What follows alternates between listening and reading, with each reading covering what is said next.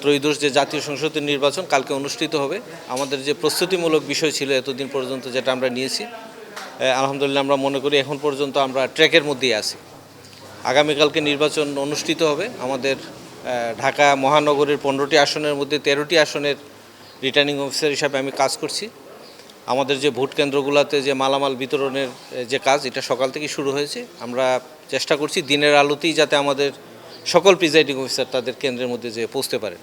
কেন্দ্রে যাওয়ার পরে তাদের নিজস্ব কিছু প্রস্তুতির বিষয় আছে, সেটি তারা সম্পন্ন করবেন এবং আমাদের তরফ থেকে যেসব প্রস্তুতি নেওয়া প্রয়োজন আমরা দেখেছি যে আমরা মোটামুটি সবগুলোই সম্পন্ন করতে পেরেছি।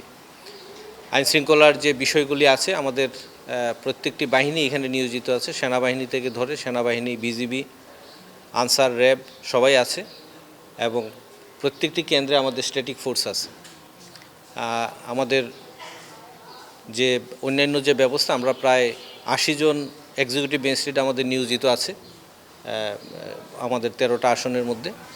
তারা সার্বক্ষণিক থাকবেন, দায়িত্বে থাকবেন। আমাদের জুডিশিয়াল ম্যাজিস্ট্রেটরা আছেন। আমাদের ইলেকটোরাল ইনকোয়ারি কমিটির প্রত্যেকটি আসনে আমাদের বিচার বিভাগের কর্মকর্তা আছেন।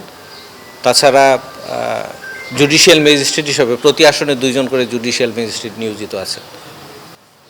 কেন্দ্রের যে নিরাপত্তার যে বিষয়টি, আমরা এইবার প্রথমবারের মতো কিছু বিষয় সংযোজিত হয়েছে, যেমন সিসিটিভি ক্যামেরার আওতায় আনার চেষ্টা করেছি। বিশেষ করে যেগুলো আমাদের অতি গুরুত্বপূর্ণ কেন্দ্র, এগুলো তো শতভাগ আসছে, সাধারণ কেন্দ্রগুলো আমরা কভার করার চেষ্টা করেছি। আমাদের হিসাব মতো প্রায় 98% উপরে আমাদের কেন্দ্রগুলো সিসিটিভি ক্যামেরার আওতায় আছে।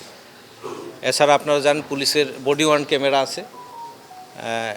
একই সাথে এই বছর আবার যে নতুন যে আরেকটি সংযোজন, আমাদের সুরক্ষা অ্যাপ, আনসারের 2 জন করে সদস্যকে ট্রেনিং করানো হয়েছে। প্রত্যেকটা কেন্দ্রে তারা থাকবেন এবং প্রত্যেকটা কেন্দ্রের পরিস্থিতি তারা একদম রিয়েল টাইম ছবি নিয়ে তারা আপলোড করতে পারবেন, যেটা আমরা এখান থেকে মনিটর করতে পারব। এছাড়া যেটা আছে যে আমরা ভোট গণনা যে কক্ষের মধ্যে করা হবে সেটি সিসিটিভি ক্যামেরার আওতায় থাকবে।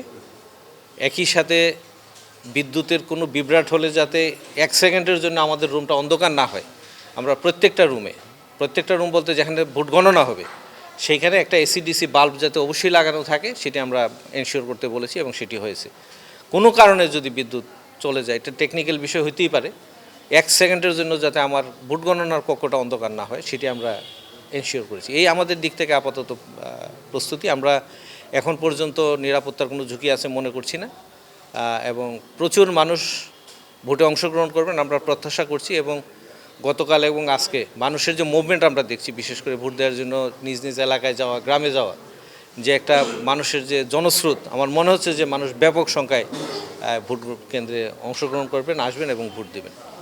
এই আপাতত আমাদের প্রস্তুতি। আমি আশা করি যে আগামী দিনটা আমরা খুব ভালোভাবে করব। আপনাদের সাথে হয়তো সময় আগামীকালকে দেখা হবে। এখান থেকে আমরা ফলাফল যেগুলো আসবে অ্যাসিস্ট্যান্ট রিটার্নিং অফিসারের মাধ্যমে আমরা এখান থেকে করে নির্বাচন কমিশনে পাঠিয়ে দেব। ঢাকায় সবশেষ মানে ঝুঁকিপূর্ণ কেন্দ্র কতগুলো? আমরা প্রায় আমার 13টার বিষয়ে প্রায় 1400-র মতো কেন্দ্র আমরা ঝুঁকিপূর্ণ হিসাবে, মানে গুরুত্বপূর্ণ হিসাবে চিহ্নিত করেছি আর কি। গুরুত্বপূর্ণ নাকি ঝুঁকিপূর্ণ? গুরুত্বপূর্ণ বলি, এখন আর ঝুঁকিপূর্ণ বলা হয় না, গুরুত্বপূর্ণ বলা হয় আর কি। আমরা তো গণমাধ্যমের ভাষায় ঝুঁকিপূর্ণ বলবো, সেটা আপনাদের মতো আপনারা ব্যবহার করবেন। আমরা আমাদের মতো হচ্ছে গুরুত্বপূর্ণ কেন্দ্র। স্যার, ঝুঁকিপূর্ণ যে কেন্দ্রগুলো আছে, মানে আমরা ঝুঁকিপূর্ণই বলছি, যেহেতু বিএনপি থেকেও বলেছে যে অনেক বেশি ঝুঁকিপূর্ণ যতগুলো ভোট কেন্দ্র আছে, এই কেন্দ্রগুলো কি বাড়তি আপনাদের আসলে মনোযোগের জায়গা কি? অবশ্যই এখানে যে স্ট্যাটিক ফোর্স মোতায়েন করা হবে সেইখানেও সংখ্যায় বেশি থাকবে সাধারণ আসনের চেয়ে।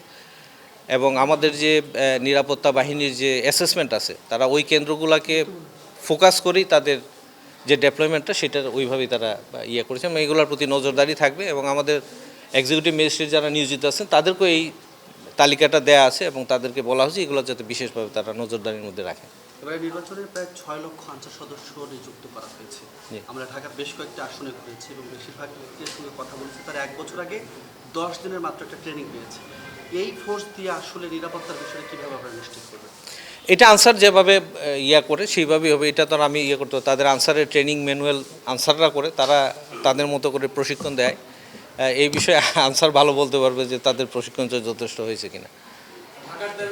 আজকের রিটার্নিং কর্মকর্তা হিসেবে আপনি কোনো চাপ অনুভব করতেছেন কিনা কোনো কারো পক্ষ থেকে বা কোনো কারো?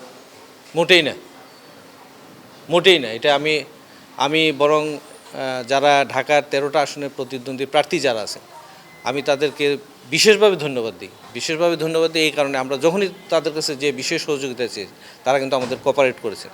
অনেক ক্ষেত্রে যেহেতু দীর্ঘদিন পরে আসলে একটা প্রতিদ্বন্দ্বিতাপূর্ণ নির্বাচন হচ্ছে, অনেকের আচরণবিধিতে প্রথম দিকে আন্ডারস্ট্যান্ডিংয়ের একটু ইয়ে ছিল, তারা হয়তো ভেবেছেন এইভাবে হবে, কিন্তু আমরা যখনই নক করেছি যে না এটা তো এইভাবে না, এটা ওইভাবে হবে, তারা কিন্তু মেনে নিয়েছে।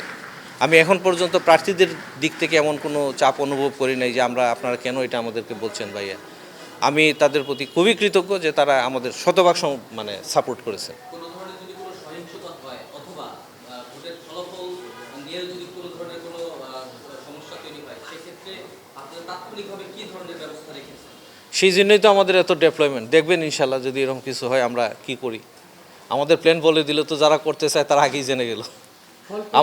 আমরা মনে করি যে আমরা কনফিডেন্ট যে কোনো ধরনের সিচুয়েশন সামাল দেওয়ার মতো অবস্থা আমাদের আছে।